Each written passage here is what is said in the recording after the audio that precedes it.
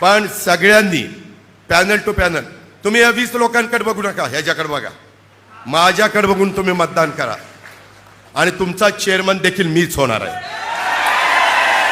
मला म्हणत होते ना की जाहीर करू नका, जाहीर करू नका, चेअरमन मीच होणार आहे.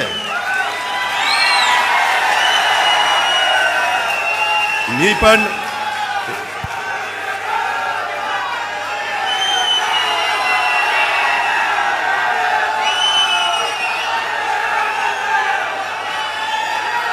मला पण